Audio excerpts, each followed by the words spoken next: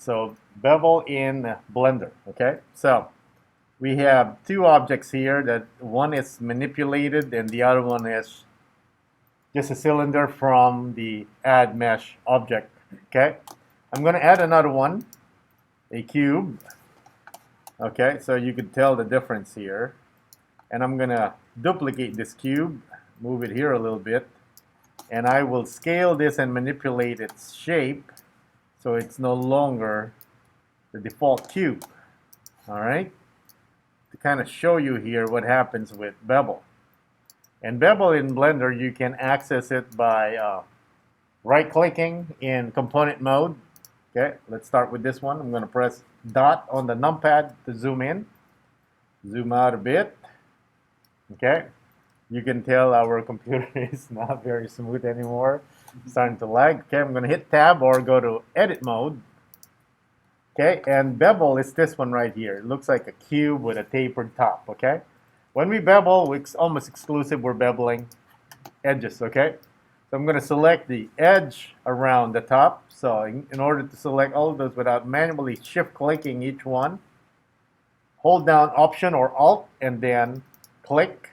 It selects the entire ring.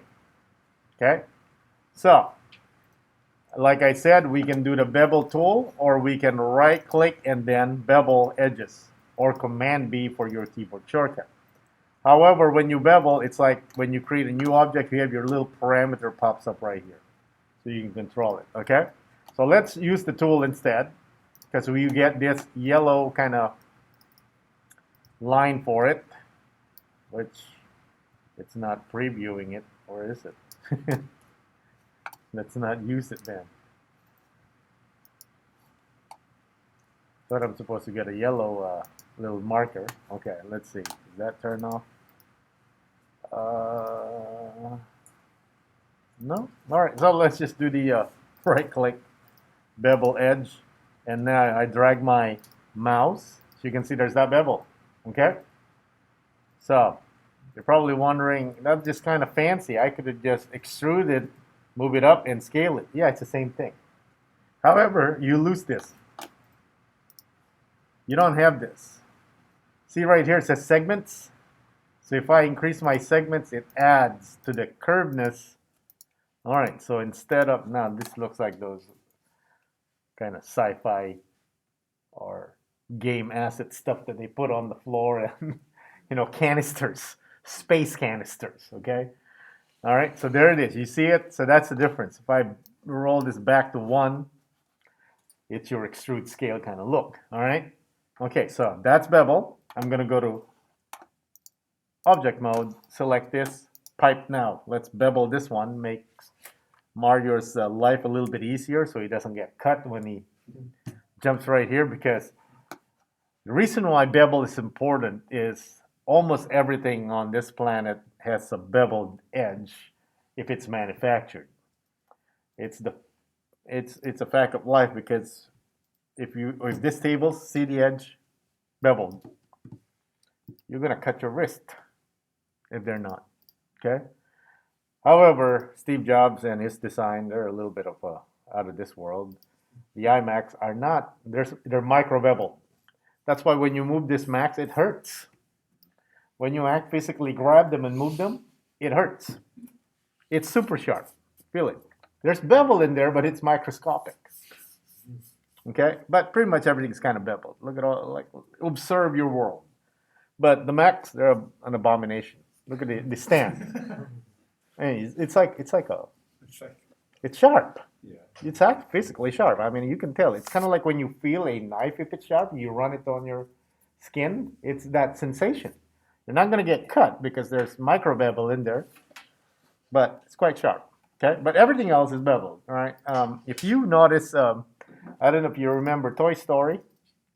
One of the first things that they wanted to do, kind of like as part of realistic stuff, is how doors are handled by kids. They kick them all the time, and then they have their sneaker marks in there, some rubber marks. So if you see Andy's room, they ding that door, and they put a lot of kind of marks in there in scuffs. Okay, So part of what we do to make something realistic is damage, basically. Wear and tear is what we do, right? First is, of course, you put bevel and then you put wear and tear. In video games, they always do that. If this is a realistic Mario rendered pipe, you probably have scuffs. It's going to be loose paint. There'll be scratches. But in Super Mario World, nothing gets damaged, right? Just always. Okay, so let's go back to this one. Again, I manipulated this, right? It's no longer a cylinder. So let's try and bevel the top. I'm going to select that, same thing. Right-click, bevel edge. All right, so it's happening here because this is such a simplistic kind of model. Okay, so there it is. Okay, it's not skewing yet. As far as I can see, it's not. Okay, so I'm going to cancel that. I'm going to select multiple, shift-click, multiple edges. Okay, so that it's beveled on all those. So when I apply my bevel, it's going to happen for all those edges. All right, here we go. All right, nice.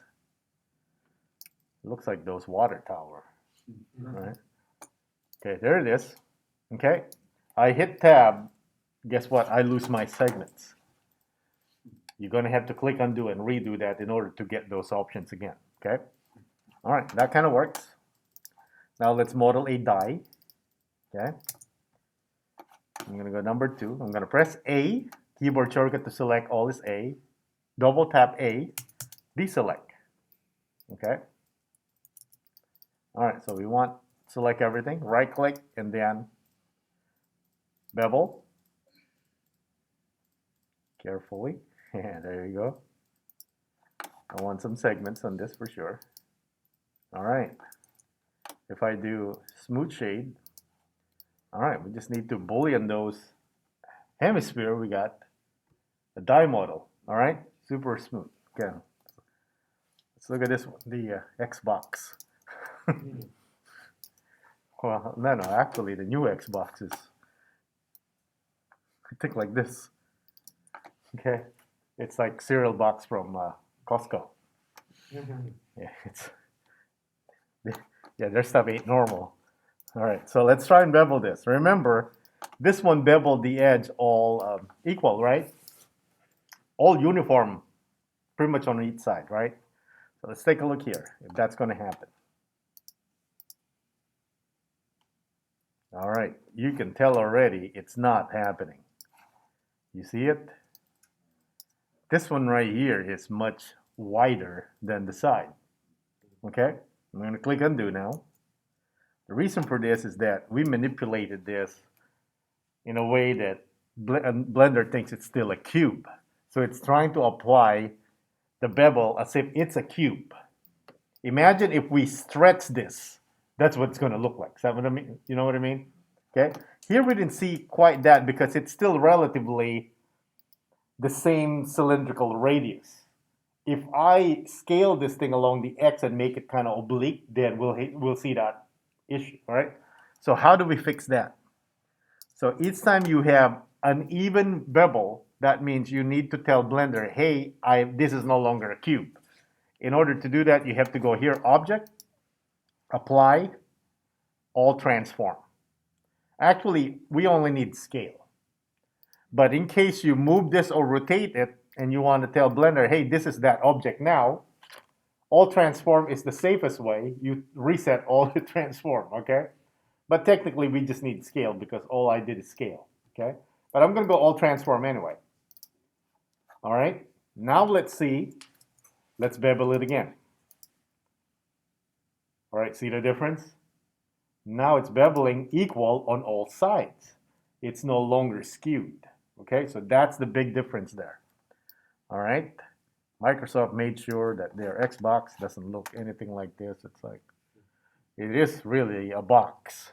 You know, without the X. There's still an X in there? I don't know. I mean, the first Xbox, you can't deny it. There's a huge X on top. Okay, so let's add some segments just for the sake of demoing. All right, there we go.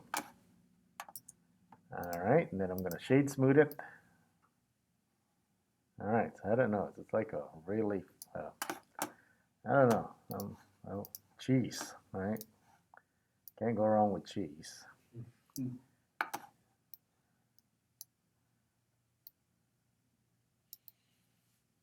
Oh, it's like finely beveled cheese. That's like a work of art. Like you don't want to you don't want to mess with it. Okay, again, all our EVs are turned on, all right? Because once you turn this off, you're not gonna, you know, here's that subsurface scattering. You can put the sample right there. You can increase the threshold, so it'll actually look more translucent and kind of looking better, okay? All right, so that's bevel.